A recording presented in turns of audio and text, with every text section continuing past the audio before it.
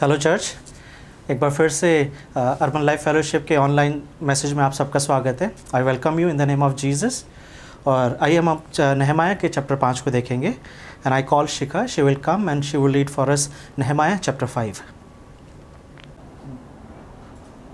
Hello everyone, you can turn your Bibles with me to book of Nehemiah chapter 5। आप मेरे साथ निकाल सकते हैं नहमिया की किताब उसका 5वां अध्याय। तब लोग और उनकी स्त्रियों की ओर से उनके भाई यहूदियों के विरुद्ध बड़ी चिल्लाहट मची।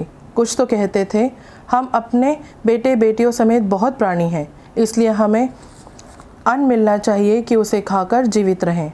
कुछ कहते थे, हम अपने अपने खेतों, दाख की बारियों और घरों की महंगी के कारण बंधक रहते हैं कि हमें अन्न मिले।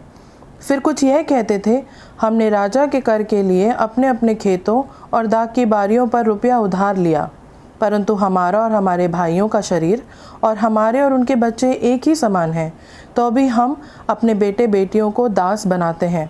वरन हमारी कोई कोई बेटी दासी भी हो चुकी है और हमारा कुछ बस नहीं चलता, क्योंकि हमारे खेत और दाख की बारियां दूसरों के हाथ पड़ी हैं। यह चिल्लाहट और ये बातें सुनकर मैं बहुत क्रोधित हुआ। तब अपने मन में सोच विचार करके मैंने रईसों और हाकिमों को घुड़क कर कहा, तुम अपने अपने भाइयों से ब्याज लेते हो। तब मैंने उनके विरुद्ध एक बड़ी सभा की और मैंने उनसे कहा, हम लोगों ने तो अपने शक्ति भर अपने यहूदी भाइयों को और अन्य जातियों के भाइयों को जो अन्य जातियों के हाथ बिक गए हैं, दाम देकर छुड़ाया है। फिर क्या तुम अपने भाइयों को बेचोगे? क्या वे हमारे हाथ बिकेंगे? तब वे चुप रहे और कुछ न कह सके। फिर मैं कहता गया, जो काम तुम करते हो वे अच्छा नहीं है। क्या तुम इस कारण हमारे परमेश्वर का भय मानकर चलना नहीं चाहिए कि हमारे शत्रु जो अन्य जाति हैं वे हमारी नामधराई ना करें?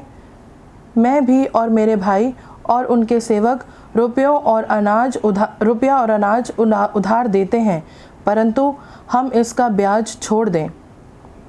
आज ही उनको उनके खेत और दाख और जैतून की बारियां और घर फेर दो, और जो रुपया, अन्न, नया दाख मधु और टट का तेल तुम उनसे ले लेते हो, उनको उसका 100वां भाग फेर दो। उन्होंने कहा, हम उन्हें फेर देंगे और उनसे कुछ न लेंगे। जैसा तू कहता है वैसा ही हम करेंगे। तब मैंने याजकों को बुलाकर उन लोगों से यह शपथ खिलाई कि वे इसी वचन के अनुसार करेंगे। फिर मैंने अपने कपड़े की छोर झाड़ कर कहा, इसी रीति से जो कोई इस वचन को पूरा ना करे, उसको परमेश्वर झाड़कर उसका घर और कमाई उससे छुड़ाए, और इसी रीति से वह झाड़ा जाए और छूछा हो जाए। तब सारी सभा ने कहा आमीन और यहोवा की स्तुति की। तब लोगों ने इस वचन के अनुसार काम किया। फिर जब से मैं यहूदा देश में उनका अधिपति ठहराया गया, अर्थात राजा अर्कक्षत्र के 20वें वर्ष से लेकर उसके 32वें वर्ष तक 12 वर्ष मैं और मेरे भाइयों ने अधिपति का हक का भोजन नहीं खाया। परंतु पिछले अधिपति जो मुझसे पहले थे, वे प्रजा पर भार डालते थे और उनसे रोटी और दाख मधु और इसके साथ 40 शेकेल चांदी लेते थे। वरन उनके सेवक भी प्रजा के ऊपर अधिकार जताते थे, परंतु मैं ऐसा नहीं करता था, क्योंकि मैं यहोवा का भय मानता था। फिर मैं शहरपनाह के काम में लिपटा रहा और हम लोगों ने कुछ भूमि मोल ना ली, और मेरे सब सेवक काम करने के लिए वहाँ इकट्ठे रहते थे। फिर मेरी मेज़ पर खाने वाले 150 यहूदी जो हाकिम और वे भी थे, जो चारों ओर से अन्य जातियों में से हमारे पास आए थे। जो प्रतिदिन के लिए तैयार किया जाता था वह 1 बैल, 6 अच्छी अच्छी भेड़ें या बकरियां थीं, और मेरे लिए चिड़ियाँ भी तैयार की जाती थीं। 10-10 दिन के बाद भांति भांति का बहुत दाख मधु भी तैयार किया जाता था। तो भी मैंने अधिपति का हक का भोजन नहीं लिया, क्योंकि काम का भार प्रजा पर भारी था। हे मेरे परमेश्वर, जो कुछ मैंने इस प्रजा के लिए किया है, उसे तू मेरे हित के लिए स्मरण रख। परमेश्वर अपने वचन के पढ़े और सुने जाने पर आशीष दे। आमीन। आइए हम प्रार्थना करें। प्रभु, हम आपको धन्यवाद देते हैं आज के दिन के लिए। एक बार फिर से प्रभु, जब हम आपकी उपस्थिति में मौजूद हैं प्रभु, ताकि हम मिलके प्रभु उन वचनों को सीखें, उन वचनों को देखें प्रभु, जिनके सुनने के द्वारा, जिसके पढ़े जाने के द्वारा प्रभु हम और उन बातों को जान सके, सीख सके प्रभु जी, ताकि नहमाया के जीवन को जब हम देखते हैं, वहाँ के लोगों के जीवन को देखते हैं, तो हम प्रभु इस बात को समझ सके कि किस तरीके से नहमाया का कैरेक्टर, नहमाया का किया हुआ काम हमारे लिए एक बड़ी आशीष का कारण बन सकता है। तो यही हमारी प्रार्थना है प्रभु कि हमें अपने वचनों से बातचीत करें प्रभु जी, ताकि आज का दिन प्रभु बहुत ही आशीषित हो सके और कुछ ना कुछ बात प्रभु हम ज़रूर सीख सकें। यीशु मसीह के नाम से इस प्रार्थना को मांगते हैं, आमीन। तो जैसा कि आप जानते हैं कि हम एक सीरीज़ को कर रहे हैं। If you are joining very first time, I want to tell you that we are doing the series from the book of Nehemiah, और आज हम चैप्टर 5 शुरू कर रहे हैं। इससे पहले हमने ऑलमोस्ट 5 sermon देखे हैं, और पहले चैप्टर में हमने ये देखा कि नहमाया को यरूशलेम के बारे में पता चला, और जब पता चला हमें रिस्पांस पता है कि उसने प्रार्थना में समय बिताया। दूसरे चैप्टर में हमने इस बात को देखा कि नहमाया को ये मौका मिला कि वो राजा के सामने अपने डिज़ायर, अपनी इच्छा को रख सके। चैप्टर 3 में हमने देखा कि किस तरीके से लोगों का वो अकाउंट दिया गया है, we have given the name. In chapter 3 we saw a long list कि किन किन लोगों ने बिल्डिंग बनाने में काम करा और शहरपनाह को बनाने में काम करा। और लास्ट वीक जब हम देख रहे थे तो हमने ये देखा कि ड्यूरिंग कंस्ट्रक्शन किस तरीके का ऑपोजिशन सामने आया, किस तरीके के चैलेंज सामने आए, और उस चैलेंज को कैसे फेस किया गया। If you remember my last week's sermon, so I was talking about, I gave you two images कि Satan किस तरीके से, क्या क्या उसके ट्रिक्स होते हैं, क्या क्या उसके टूल्स होते हैं, जिसके माध्यम से वो आपके और मेरे सामने चैलेंजेस लेकर आता है। Then we saw the response of Nehemiah कि नहमाया ने किस तरीके से उन चैलेंजेस का सामना करा। और उसी तरीके से जब हम आज देखेंगे तो आज का जो मेरा टाइटल है, वो टाइटल है Whose tool are you? Whose tool are you? आप किसके हाथ में वो औजार हैं? आप किसके हाथ में हैं? Whom do you belongs to? आपको कौन कंट्रोल कर रहा है? Who's controlling your life? क्योंकि चैप्टर 5 जैसे कि अभिषेका ने आपके सामने पढ़ा, तो यहाँ पर एक चीज़ देखी हमने कि चैप्टर 3 और चैप्टर 4 में we saw that people building the wall, they are reconstructing the wall of Jerusalem. दीवार का काम होता है हमें प्रोटेक्शन देना, दीवार का काम होता है दुश्मन से हर तरीके के अटैक से बचाना, और दीवार का काम होता है कि हमें फ्रीडम देना, ताकि within the boundary we may enjoy, we can feel relax, we can feel independent. लेकिन चैप्टर 5 में अगर हम देखें, so we can see that ये जो दीवार जो है, जो वहाँ पे एक दीवार बनाई जा रही है, वैसी एक वर्चुअल दीवार जो है वो लोगों के बीच में भी है। We can see the wall between the builders. जो बनाने वाले हैं, अभी तक हम ये देख रहे थे कि सारे लोग in a one accord they were rebuilding the wall of Jerusalem. लेकिन चैप्टर 5 हमें ये बता रहा है कि वो लोग जो काम कर रहे हैं, वो जो शहरपनाह को बना रहे हैं, वो यरूशलेम में रहने वाले लोग हैं, उनके बीच में भी डिफरेंसेस हैं। And God's people complaining about God's people. परमेश्वर के लोगों की ही कंप्लेन कर रहे हैं। परमेश्वर के लोग ये बताना चाह रहे हैं कि उनके साथ परमेश्वर के लोग ही किस तरीके से व्यवहार कर रहे हैं। So this is a very challenging chapter 5, because when we saw in chapter 4 when Sanballat and Tobiah came, तो हमने देखा कि वहाँ पे we didn't see any frustration, we didn't see any anger in Nehemiah.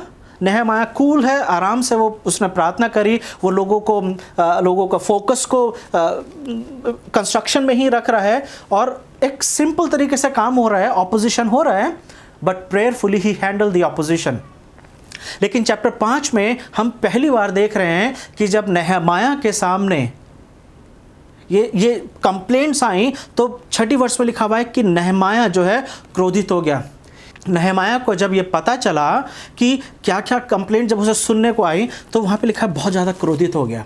In chapter 1 we didn't see any anger in Nehemiah. In chapter 2 we didn't see any anger. In chapter 3 we didn't see anger. लेकिन this is the first time we can see Nehemiah in anger.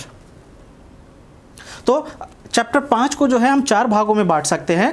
पहला भाग जो है वो 1 से लेकर 5 तक हम देखेंगे, जिसमें we will see the complaint और outcry। और जैसे जैसे हम आगे बढ़ते जाएंगे मैं आपको बताते जाऊंगा. So let's see a first section of the नेहमाया chapter 5. और यहाँ पर पहली 5 आयतें जब अभी शिखा ने आपके सामने पढ़ी, वी नोटिस वन थिंग कि यहाँ पे 3 तरीके की कंप्लेंट्स आ रही हैं. ये एक ऐसा चैलेंज है जिसके बारे में शायद सोचा नहीं था. ये एक ऐसा चैलेंज सामने आया जिसके बारे में प्लान नहीं था. क्योंकि जब शहरपनाह बनाने की बात आई तो सारे लोग कंस्ट्रक्शन के काम में बिजी हो गए. They left their job, they left their profession, their business, everything, and they are busy in rebuilding the wall. और ज़्यादातर पुरुष लोग काम कर रहे हैं, लेकिन उसका रिजल्ट ये आया क्योंकि जब लोग काम नहीं कर रहे हैं तो घर में पैसा नहीं आ रहा है, घर में राशन की प्रॉब्लम है, और जो भी कुछ था वो ख़त्म हो रहा है. And now they are complaining to Nehemiah. और ये जो चैलेंज सामने आया है, ये एक ऐसा चैलेंज है कि जो नहीं होना चाहिए था, खासतौर से इजरायली लोगों के बीच में. So what was the 3 complaints? दूसरी वर्ष में पहली कंप्लेंट है that landlords were without food. जिनके पास ज़मीन नहीं है, अभी लोग ऐसे हैं कि उनके पास ज़मीन भी नहीं है और घर भी नहीं है. वर्स 3 में the land owners were forced to mortgage their land because of the famine. क्योंकि कुछ समय पहले अकाल पड़ा था इसी जगह पर. अगर हम हागे की किताब उसका पहला अध्याय book of Haggai chapter 1 if will see verse 8, 9, 10, तो वहाँ पे ऐसा लिखा हुआ है कि जब एजरा के साथ, जब जरुब्बाबेल के साथ लोग वापस आए तो लोगों ने अपने घरों को सबसे पहले बनाया और घर में रहने लगे. और फिर वहाँ पे हागे ने ये प्रोफेसी करी, ये जाके बोल रहा है कि सब लोग अपने घरों में रह रहे हैं लेकिन परमेश्वर का भवन जो है उजड़ा हुआ है. और फिर वहाँ पे एक फैमिन की, एक अकाल की घोषणा की गई थी कि ऐसा समय आएगा कि जब परमेश्वर आकाश को बंद कर देगा ताकि बारिश ना आए और ज़मीन जो है किसी भी तरीके से उपजाऊ नहीं होगी. So we can see chapter 5 के अंदर जो अकाल की बात की जा रही है, जो ऐसे समय की बात की जा रही है कि जब लोगों ने अपना सब कुछ गिरवी रखा हुआ है, तो ये उस समय में हुआ था. Now we also have to notice something in chapter 5. Chapter 5 में लोग कंस्ट्रक्शन में बिजी हैं, लेकिन इस समय में यरूशलेम में और क्या क्या हो रहा है. If you will read book of Ezra, you will see when Zerubbabel came he reconstructed the temple. और जब नेहमाया आया तो उसने वहाँ पर वर्शिप शुरू करी, उसने तोरा को फिर से इस्टेब्लिश करा, लोगों के अपने घर बन चुके हैं. तो एक तरीके से हम ये देख सकते हैं, टेम्पल इज़ रेडी, टेम्पल में वर्शिप हो रही है, लोगों के अपने पक्के घर हुए हुए हैं. And now we can see कि जो शहरपनाह है वो ऑलमोस्ट ख़त्म होने वाली है. चैप्टर 6 में शहरपनाह बन जाएगी.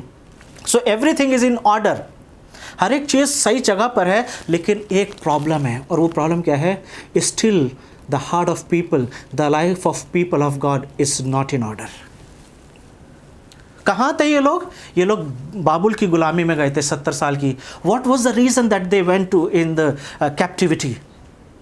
और वो रीज़न सिर्फ यही था कि वो परमेश्वर के नियमों कानूनों को, जो व्यवस्था मूसा के द्वारा दी गई थी, they were not following that law. God sent them into the captivity. That was the disciplinary action from the God. परमेश्वर अगर उन्होंने वाचा के देश से दूर भेजा तो ये उनको सिर्फ एक डिसिप्लिन करने का एक तरीका था. Now they are back but still they are not following God's law. कैसे? क्योंकि ये जो 3 कंप्लेंट्स हैं, तीसरी कंप्लेंट क्या है? वर्स 4 में they are borrowing was necessary to pay a property tax. ये लोग जो वापस आ गए हैं, इनको अभी पर्शियन का जो राजा है आर्टिज़क्सर्स को इन्हें टैक्स देना है, इनको ट्रिब्यूट देना है, क्योंकि ये जो था ये इसी वजह से राजा ने इन सबको वापस भेजा था. So we can see 3 complaints. लेकिन जो सबसे जो इम्पॉर्टेंट बात है वो है वर्स 5 में, जहाँ पर वो लिखा है, वो लोग बोल रहे हैं and now we are powerless. मैं पढ़ देता हूँ आपके सामने 5वीं आयत को. परंतु हमारा और हमारे भाइयों का शरीर और हमारे और उनके बच्चों का शरीर एक ही समान है, तो अभी हम अपने बेटे बेटियों को दास बनाते हैं, वरन हमारी कोई बेटी दासी भी हो चुकी है. और हमारा सब कुछ बस नहीं चलता, क्योंकि हमारे खेत और दाख की बारियाँ दूसरों के हाथ में पड़ गई हैं. So they are saying we are powerless, we can't do anything. किसके अगेंस्ट कंप्लेन कर रहे हैं? They are complaining about the rich people.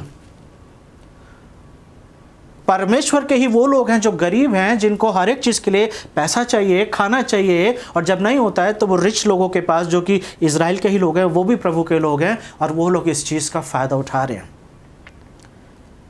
अक्सर ये देखा गया है कि जब भी किसी तरीके का पेंडेमिक या किसी तरीके का चैलेंज सामने आता है या कुछ कैलेमिटी आती है, तो कुछ लोग होते हैं जो मौके का फ़ायदा उठाते हैं। I remember I think 2 or 3 years back when Chennai was flooded. मुझे याद है कि चेन्नई में जब बहुत ज़्यादा बाढ़ आई थी, तो वहाँ पे जो भी चीज़ें बिक रही थी वो ऑलमोस्ट 20 और 30 टाइम्स ज़्यादा रेट पे बिक रही थी। यानी कि जो पानी की बोतल 10 रुपये की आती थी, मैंने ऐसा सुना है लोगों से कि वो कम से कम 100 रुपये की बिक रही थी। So we can see there are people even in today's time when we are living in the time of corona, और ऐसे समय में भी कुछ लोग हैं, उन्हें इस बात से मतलब नहीं है कि ह्यूमैनिटी भी है, but they have their own prices because they want to earn money. उन्हें इस बात से मतलब नहीं है कि लोगों के ऊपर क्या असर पड़ेगा। और यहाँ पर जो प्रॉब्लम है वो ये है, क्योंकि ये सारे एक ही कम्युनिटी के लोग हैं। They are the children of God, they are same people, but the rich people, the nobles and rulers, they are suppressing the weakers, the poor people. और इसलिए जब पहले सेक्शन में हम ये देख रहे हैं कि नहमाया को जब ये चैलेंज सामने आया, जब ये प्रॉब्लम सामने आई, तो नहमाया जो है बहुत ही क्रोधित हो गया, बहुत गुस्सा हो गया। लेकिन इससे पहले कि हम इसमें आगे चलें, I want to tell you one story.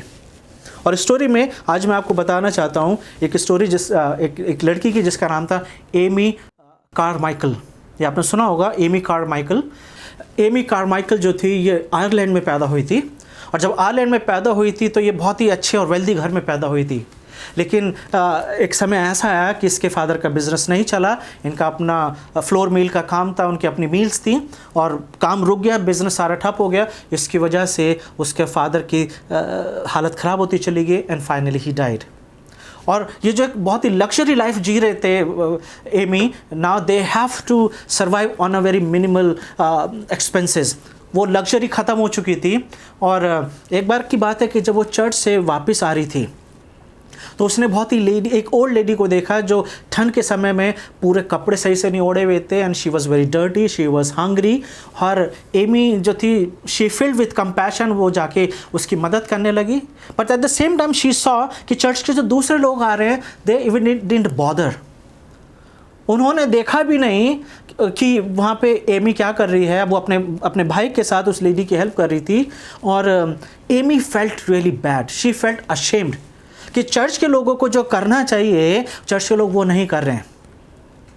And then when she was going to home after helping that old lady, तब उसे एक आवाज़ आई, और उसने मुड़ के देखा कि वो आवाज़ कहाँ से आई है, और उसे समझ में नहीं आया कि वो आवाज़ कहाँ से आई थी। और वो जो आवाज़ आई थी उसमें वो वर्स उसने सुनी, और वो वर्स जो थी वो है 1 कुरिन्थियों 3, और उसके अगर मैं 11 से आपके सामने पढ़ूं तो ये वो वर्ड्स थे जो उसने सुने। उसने ऐसा सुना, क्योंकि उस नींव को छोड़ जो पड़ी है और वो यीशु मसीह है, कोई दूसरी नींव नहीं डाल सकता। यदि कोई इस नींव पर सोना या चांदी या बहुमूल्य पत्थर या काठ या घास या फूस का रद्दा रखे, तो हर एक काम प्रकट हो जाएगा, क्योंकि वो दिन उसे बताएगा, इसलिए कि आग के साथ प्रकट होगा, और वो आग हर एक काम को परखेगी। So she heard that every work would be tested with the fire. हर एक काम जो हम करते हैं, हमारे जीवन का जो पर्पस है, जिस तरीके से हम जीवन जी रहे हैं, जो मिनिस्ट्री कर रहे हैं स्पेशली, हर एक काम जो है वो आग से परखा जाएगा। और अगर हमारा काम जल गया, क्योंकि यहाँ पे लिखा हुआ है, और क्योंकि वो दिन आएगा इसलिए कि आग के साथ प्रकट होगा, और वो आग हर एक काम का परखेगी कि कैसा है। जिसका काम उस आग पर बना हुआ स्थिर रहेगा वो मजदूरी पाएगा, और यदि किसी का काम जल जाएगा तो वो हानि उठाएगा। When Amy heard these words, she didn't understood exactly. और वो घर जाके उसने बाइबल निकाली, और बाइबल जब उसने पढ़ी, उसको ये वर्ड्स जो थे बाइबल में मिले 1 Corinthians 3 के अंदर। और उस वक्त से उसे ऐसा लगने लगा कि that she has to serve. लेकिन क्या सर्व करना है, कहाँ पे मिनिस्ट्री करनी है, वो अभी क्लियर नहीं था। But I want to tell you, she came to India. ये उस समय में इंडिया आई थी जिस समय में इंडिया में टेम्पल प्रोस्टिट्यूशन का एक चलन था। अगर आप इनके बारे में और जानना चाहते हैं, you can go and you can read about Amy Carmichael. वो इंडिया में आई और जो भी अनवांटेड गर्ल्स थी, ऐसी लड़कियां थी जिनको माँ बाप ने जिनको रिजेक्ट कर दिया था, क्योंकि काफ़ी समय से ये प्रथा चली आ रही थी कि गर्ल चाइल्ड को एक्सेप्ट नहीं किया जाता था, या तो उन्हें टेम्पल में छोड़ दिया जाता था या उनको रिजेक्ट कर दिया जाता था। She started caring and adopting those girls. और मैं आपको बताना चाहता हूँ 50 साल एमी कार्माइकल ने इंडिया में मिनिस्ट्री करी है। She never married. उनको इस बात का यकीन हो गया था, एहसास हो गया था कि उन्हें शादी नहीं करनी है, क्योंकि परमेश्वर उन्हें बताया था कि God is going to give her more children without marriage. और इंडिया में उन्होंने एक ऑर्फनेज खोला ताकि उन लड़कियों को वो एक गॉस्पेल दे सके, and she did wonderful work of God. बहुत सारे लोग एमी के मिनिस्ट्री के द्वारा प्रभु में आए हैं। So one side we will see the character of Amy, and the other side we will see the character of Nehemiah, कि किस तरीके से नहमाया इस चीज़ को देख रहा है कि जो परमेश्वर के ही लोग हैं वो उस चीज़ को नोटिस नहीं कर रहे हैं, जैसे एमी ने देखा कि चर्च के लोग जो हैं वो चीज़ नोटिस नहीं कर रहे हैं जो उन्हें करना चाहिए।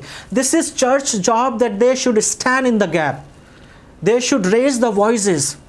और इसलिए एक चीज़ हम देख रहे हैं कि वर्ष 6 में यह चिल्लाहट और ये बातें सुनकर मैं बहुत क्रोधित हुआ।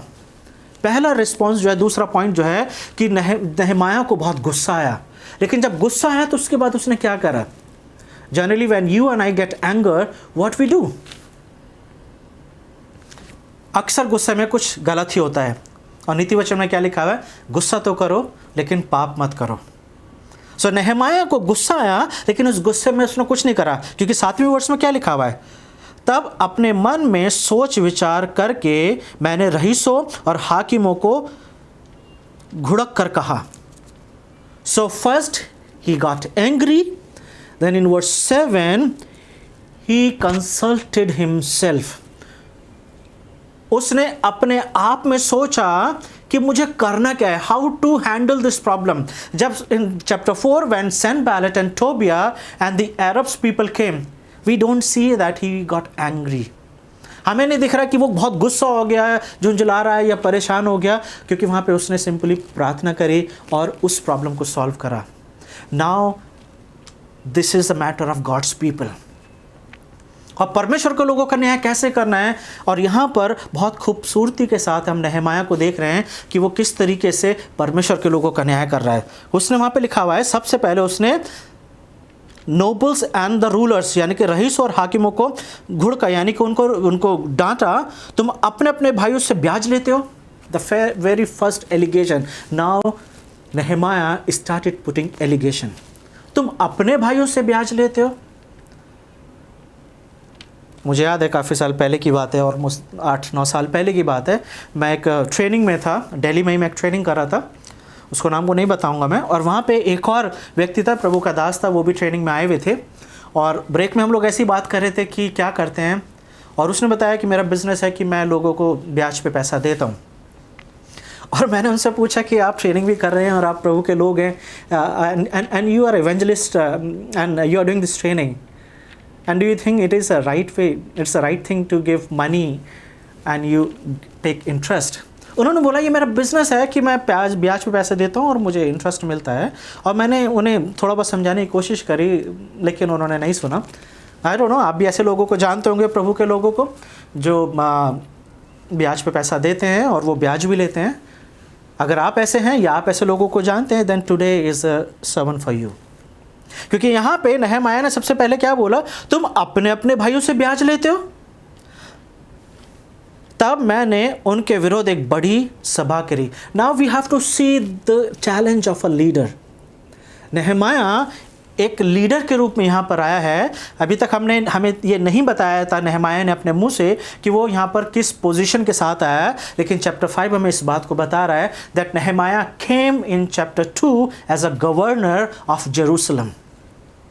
एक गवर्नर के रूप में यहाँ पे भेजा गया था, इसलिए वो जो छोटी सी बटालियन भेजी गई थी वो एक ऑफिशियल ट्रूप था जो नहमाया के साथ आया था। और नहमाया की एक बहुत बड़ी पोजीशन है यहाँ पे, लेकिन कहाँ किन लोगों को वो रिब्यूक कर रहा है, किन लोगों को वो घुड़क रहा है, किन लोगों को वो डांट लगा रहा है? रईसों को और रूलर्स को। अक्सर ये वो कैटेगरी है कि जिन लोगों को अगर चर्च की बात करें तो चर्च में ऐसे लोगों को जल्दी से उनके ऊपर एक्शन नहीं लिया जाता है, क्योंकि ये बड़े डोनर्स होते हैं, ये चर्च में अच्छा ऑफरिंग देते हैं, अच्छा डोनेशन इनकी तरफ से आता है, and they hold a big position. But नेहमाया is like a care free, उसे इस बात की परवाह नहीं है कि ये बहुत ही नोबल हैं, इनके पास प्रॉपर्टी है, they are rich people. Nehemiah is rebuking them.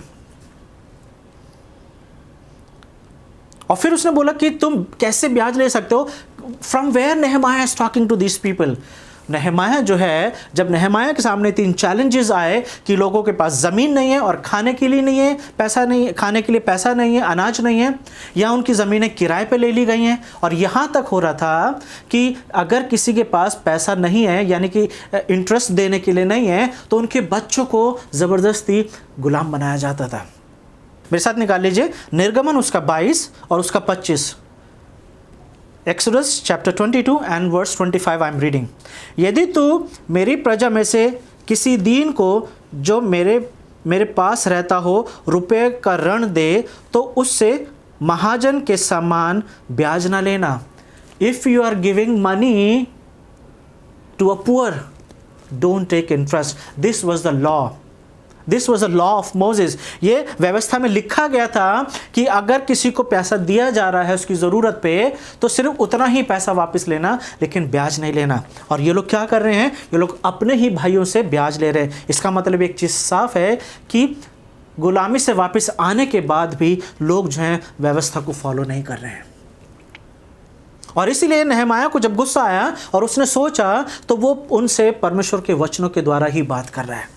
और इसलिए उसने बोला तुम कैसे ब्याज ले सकते हो? क्या तुम अपनी ही व्यवस्था को नहीं जानते हो कि जहां पर एक्सोडस उसके 22-25 में लिखा हुआ है, you can give the money but you will not take the interest.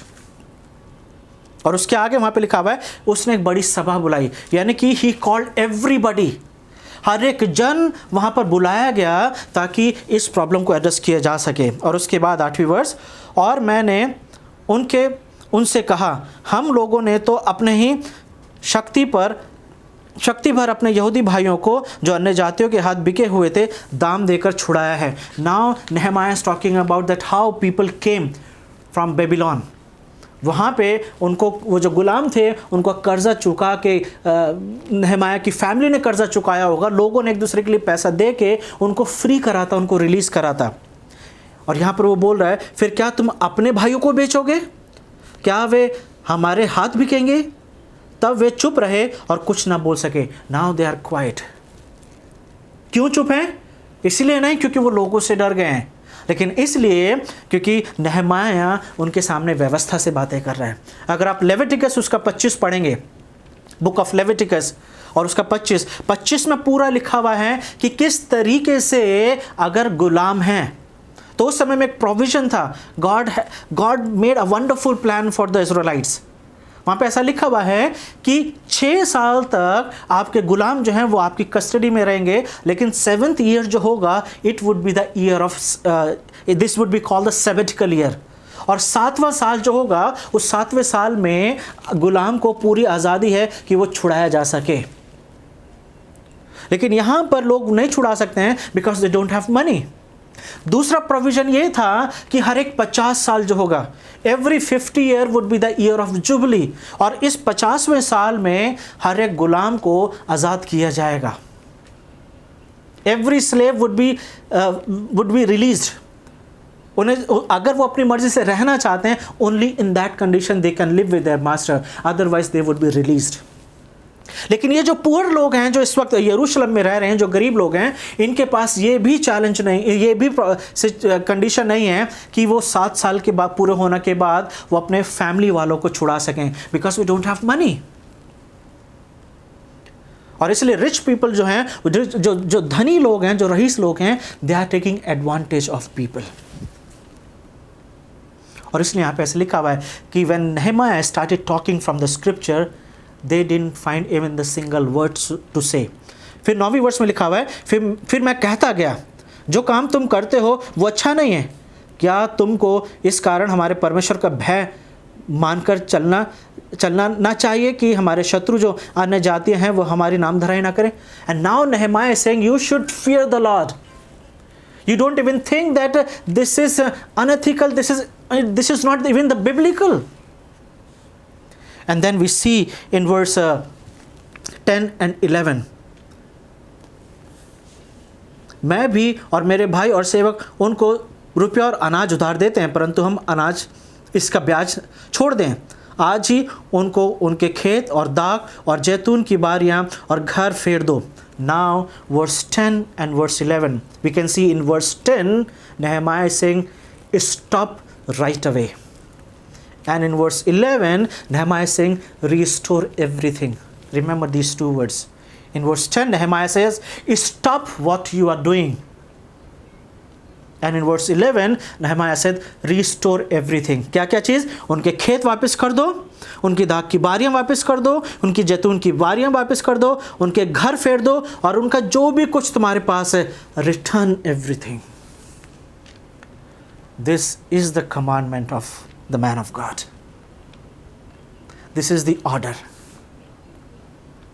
एक लीडर के लिए एक चैलेंजिंग है कि किस तरीके से खासतौर से उन लोगों को फेस करें जो एक बड़ी पोजीशन रखते हैं. But Nehemiah knows that he has come here to serve the God. जब एमी कारमाइकल जब इंडिया आई तो उनके सामने बहुत चैलेंजेस थे, क्योंकि वो जो लड़कियां जो छोड़ दी जाती थी उनको रखना उनके लिए एक चैलेंज होता था, क्योंकि उनके ऊपर किडनैपिंग का आरोप लग सकता है अगर वो इलीगली वो लड़कियों को अपने पास रखेंगी. अगर उन्हें वापस टेंपल में भेज देंगी तो हो सकता है वो मर जाएंगी या उनके साथ बहुत बुरा होगा. But she took the challenge because she came in India in the name of Jesus. और जब कोई व्यक्ति प्रभु के नाम से खड़ा होता है, जैसे हमने चैप्टर 4 में देखा कि चैलेंजेस आते हैं, चैप्टर 5 में हम देख रहे हैं कि चैप्टर 4 में challenges came from the outside, in chapter 5 we can see the challenges coming from the inside. मुश्किलें आएंगी, लेकिन नेहमाया क्या कहना चाह रहा है यहाँ पे? You don't know the law of God. क्या लिखा हुआ है? Love your neighbours. क्योंकि व्यवस्था में बार बार ऐसा लिखा हुआ है, अगर तुम्हारे बीच में ऐसे गरीब लोग रहते हैं जो अपने लिए कुछ नहीं कर सकते, take care of them, give them freely. और नया नियम बार बार इस चीज़ को बोलता है, love one another. Book of John is full of these kind of phrases. Even entire new testament says love one another, love one another. और दुख की बात यह है कि इजराइली लोग आपस में ही एक डिफरेंसेस है यहाँ पर. परमेश्वर के ही लोग परमेश्वर के ही लोगों को दबा रहे हैं. एमी में जब चर्च से निकली और उसने देखा कि चर्च के लोग उस बात को देख ही नहीं रहे कि उनको मदद करनी चाहिए दूसरों की. She felt burdened, she filled with the compassion. और अगर आप इसी संदर्भ में अगर आप एक वर्ड्स को देखेंगे मेरे साथ, रोमियो उसका 2 और 24, book of Romans chapter 2 and verse 24, यहाँ पे ऐसा लिखा हुआ है, क्योंकि तुम्हारे कारण अन्य जातियों में परमेश्वर के नाम की निंदा की जाती है. तुम्हारे कारण, when God's people don't live according to the God's law. जब परमेश्वर के लोग परमेश्वर के नियमों के अनुसार परमेश्वर के स्टैंडर्ड के साथ नहीं रहते हैं तो परमेश्वर की निंदा की जाती है. और उसी चीज़ को नेहमाया यहाँ पर बोल रहा था कि 9वीं वर्ष में, क्योंकि हमारे शत्रु जो अन्य जाति हैं वो हमारी नाम धराई करेंगे. लेकिन कि हम जो हैं वो रीज़न बनेंगे, क्योंकि जो बाहर से विरोध कर रहे थे, जो वो अंदर देखेंगे तो वो यही सोचेंगे ये परमेश्वर के लोग हैं, ये यहोवा के लोग हैं और किस तरीके से जीवन जी रहे हैं. They don't need us because they are already divided. और मैं आपको डे 1 से बता रहा हूँ, नेहमाया सिर्फ वॉल बनाने नहीं आया. He came to bring hope in the people, he came to bring a harmony in people. लेकिन ये एक चैलेंज है जिसको उसके सामने आया, जिसको वो फेस कर रहा है. तो तीसरा पॉइंट जो है 7वीं वर्ष से लेके 13वीं वर्ष तक अगर हम देख रहे हैं, we can see that how Nehemiah is giving solution. और यहाँ पर ऐसा लिखा हुआ है कि जब 12वीं वर्ष में उन्होंने कहा हम उन्हें फेर देंगे. After listening Nehemiah they said we will do exactly what you are saying.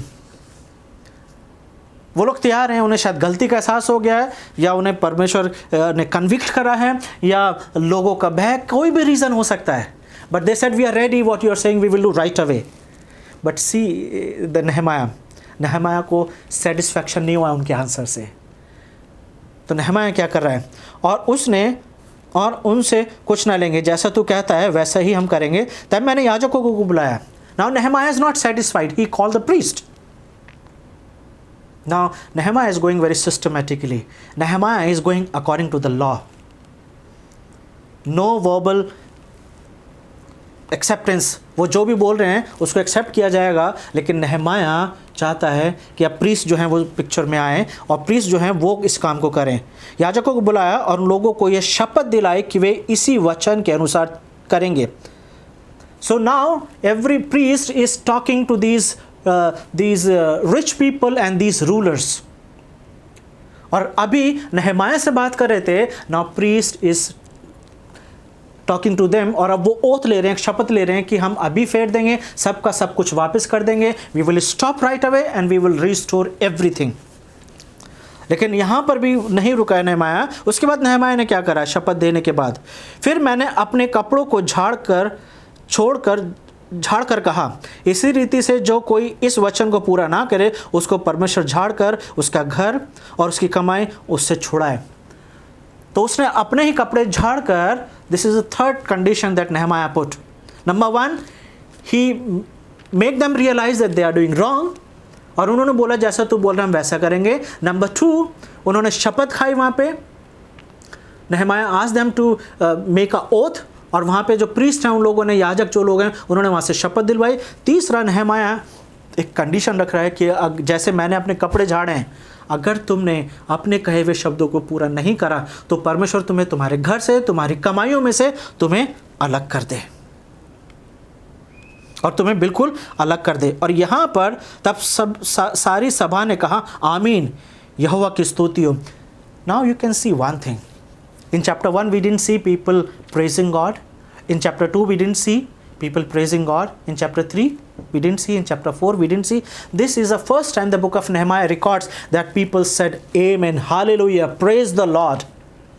कब ऐसा हो रहा है कि now whole community can see equality, पूरी कम्युनिटी, पूरा इज़राइल जो है, पूरा यरूशलेम जो है इस बात को एक्सपीरियंस कर रहा है, और सभी ने एक मन से ऊंची आवाज से कहा और कि परमेश्वर के वचन पूरे हों।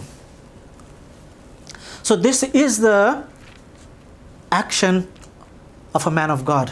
किस तरीके से उसने चैलेंज को फेस करा और परमेश्वर के वचन के अनुसार वो उनसे बात कर रहा है।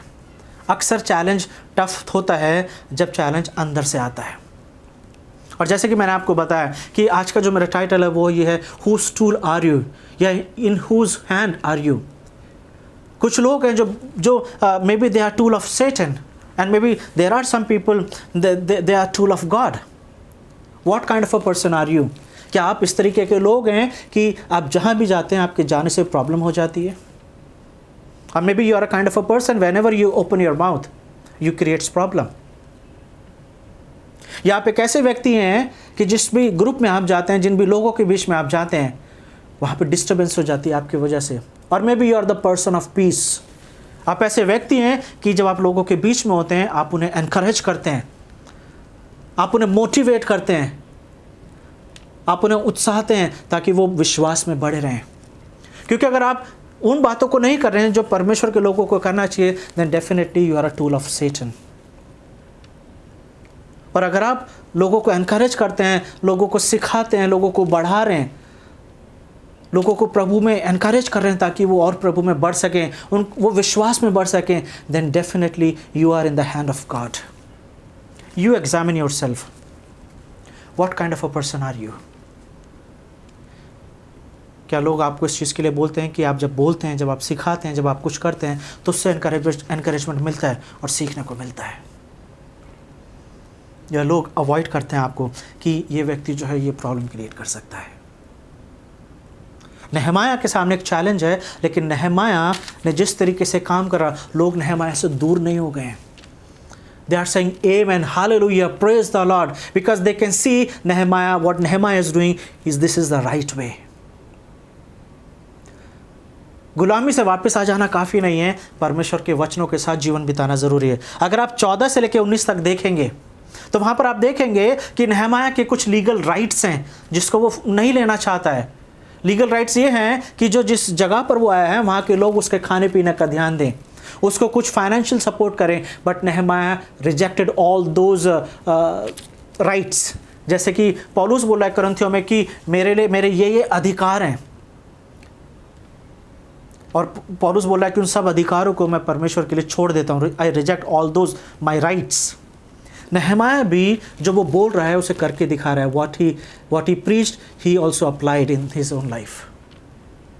उसने जब ये बोला है कि इंटरेस्ट नहीं लेना है, लोगों को सिर्फ उतना ही देना, लोगों को सिर्फ देना है, no interest and no extra income, तो नहमाया भी सब कुछ छोड़ रहा है। और 14 से 19 तक जब हम पढ़ते हैं, we can see that Nehemiah is not alone, because people can see the life of Nehemiah. और ऐसा लिखा हुआ है कि कम से कम 150 लोग रेगुलर उसके आसपास रहते थे। Almost 150 people, they always surrounded नहमाया। किस तरीके के कैरेक्टर आप हैं? जब चैलेंजेस अंदर से आता है तो क्या हम इस तरीके से हैंडल करते हैं? क्या इस तरीके से जैसे नहमाया कर रहा है? Can we say in our community, in our family, in our church, people are not divided? क्योंकि सेटन का सबसे बड़ा ट्रिक क्या है? He wants to divide the families, he wants to divide people. क्योंकि शुरू से एक ट्रिक चली आ रही है, divide and rule, divide and rule. जब तक शहरपना बन रही है तब तक सब एक हैं, लेकिन जब शहरपना की बात नहीं की जा रही है, we can see the wall between the people.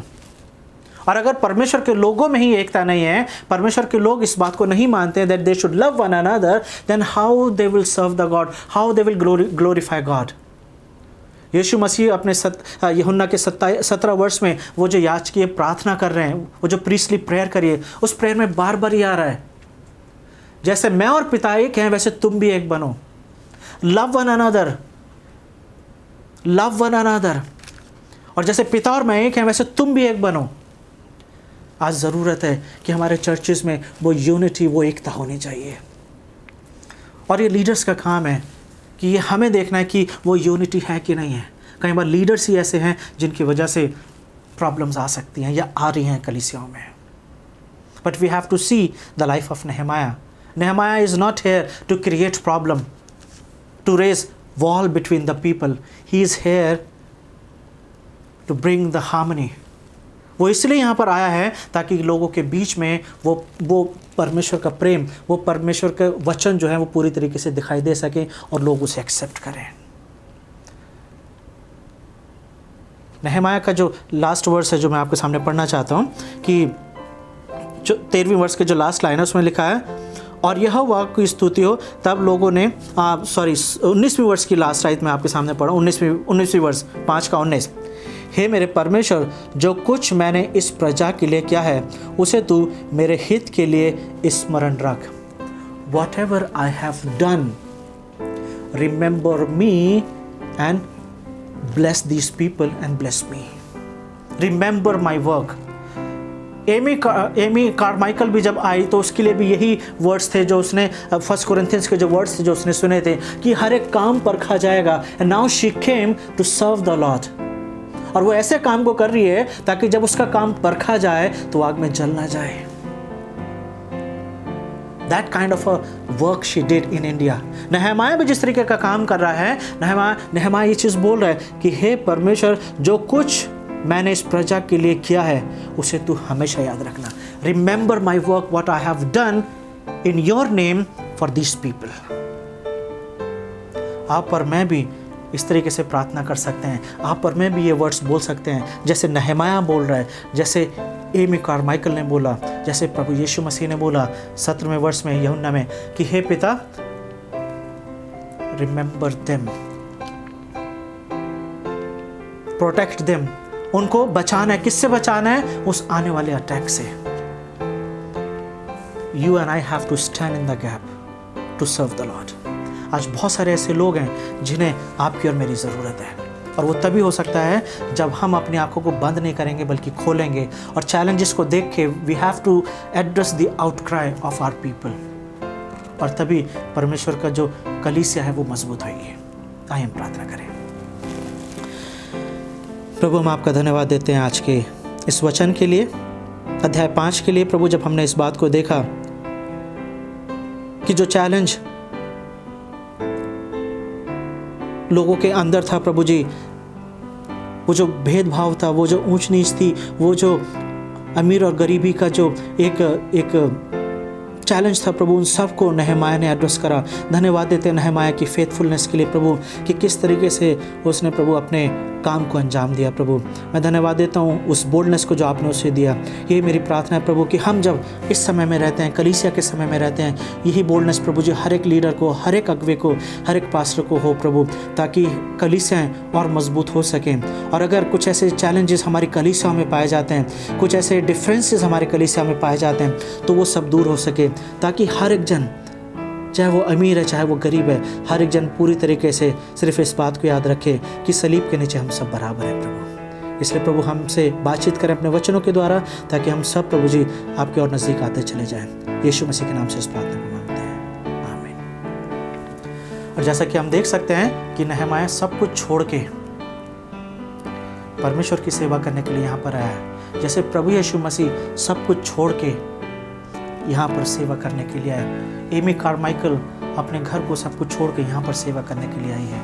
आप और मैं भी यहाँ पर प्रभु के द्वारा भेजे गए हैं। तो इसलिए जब भी आपको मौका मिलता है, प्रभु को महिमा दें अपने सेवकाइयों के द्वारा।